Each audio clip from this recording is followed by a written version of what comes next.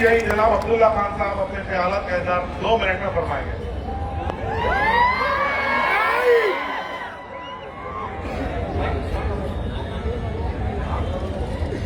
अस्सलामु अलैकुम वरहमतुल्लाहि वबरकातुहू।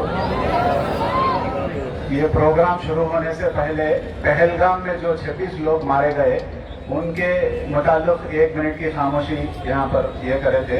उसके बाद से सारे मुल्क में हिंदू मुसलमान का एक इशू शुरू हो गया है। तो उसी पर मैं आपके साथ एक शेर पेश करूंगा। मजहब के नाम पर जुल्म सितम मुसलमान नहीं करते, मजहब के नाम पर जुल्म सितम हम नहीं करते, वफा की आड़ में सियासत हम नहीं करते, जमीन की गोद में भी जाते हैं हम गुस्ल करके, इस मिट्टी को भी नापाक हम नहीं करते। प्यारे भाइयों, मुसलमान मरने के बाद भी इस मिट्टी को खराब नहीं करता। ऐसी मिट्टी को हड़पना चाहता है नरेंद्र मोदी, ऐसी जमीन को लेना चाहता है आरएसएस बीजेपी। आप देने तैयार हो? तो जो लोग पिछली गवर्नमेंट में एनआरसी सीएए को सपोर्ट करे, आज वो लोग कहाँ हैं इसका अंदाजा आपको है। ये गवर्नमेंट में टीडीपी गवर्नमेंट वक्फ अमेंडमेंट बिल को सीधा मुसलमान को छाती में छुरा भोगी है। तो इसका जवाब आने वाले इलेक्शन में सारे मुसलमान एक होकर 2026 के म्यूनसिपैलिटी के इलेक्शन में, 2029 के एमपी एमएलए इलेक्शन में नारा लोकेश को, नारा चंद्रबाबू नायडू को घर को भी जाना है। मुसलमानों के गुस्से का हिसाब हम वहां पर वोट के जरिए से देना है।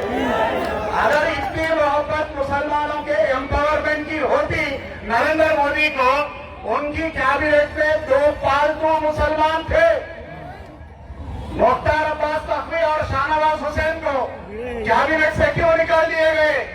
सिर्फ मुसलमान आइवर का कैबिनेट से निकाल दिए। आज वो बोलते हैं कि मुसलमानों की तरक्की के लिए ये वक्त बिल लाया गया। मैं पूछना चाहता हूं नरेंद्र मोदी से, 2025 और 2026 जो प्री मैट्रिक स्कॉलरशिप थी माइनॉरिटीज की, नेशनल की, उसे खत्म कर दी गई। पोस्ट मैट्रिक स्कॉलरशिप को खत्म कर दिया गया। ओवरसीज स्कॉलरशिप को एजुकेशन की, उसे खत्म कर दिया गया। ट्रिपल तलाक का कानून लाया गया। तरह तरह के मुसलमानों पर काले कानून थोप कर आप झूठ कहते हैं कि हम इस वक्त बिल से मुसलमानों की तरक्की करेंगे। भाइयों, ये एक आवाज उठी थी दिल्ली से कि हम वक्त बिल के रिलेटेड भी छप्पे छप्पे को शाहीन बाग बनाएंगे बोलकर। इसलिए थोड़ा एम्बुलेंस को जगा दीजिए, एम्बुलेंस को इधर 3 काउंट की तरफ, ऐसा पलट रही।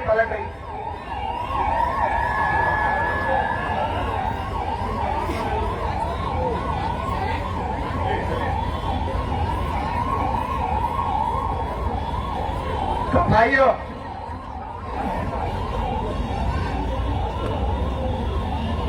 तो एक आवाज दिल्ली से उठी थी मुसलमान एक ऑर्गेनाइजेशन की, अगर ये बिल को वापस नहीं लेंगे तो हम सारे हिंदुस्तान में शाहीन बाग बना देंगे बोलकर। तो एक बीजेपी का नालायक काउंटर देते हुए उसे कहता है, अगर आप शाहीन बाग बना देंगे तो वो शाहीन बाग को मैं जलियांवाला बाग बना दूंगा। अरे बेवकूफ, जलियांवाला बाग मुसलमानों की बहादुरी का मुजाहिरा था। सारा मुसलमान जनरल डायर के आगे सीने में गोलियां खाया था जलियांवाला बाग में।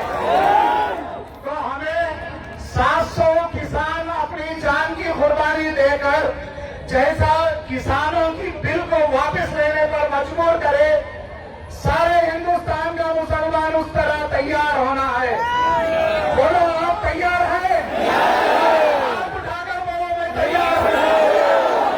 ये बिल जब तक वापस नहीं लेगी सरकार, जब तक हमारी जद्दोजहद जारी रहेगी।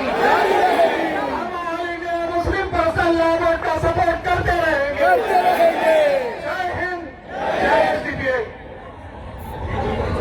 जज़ाकल्लाह।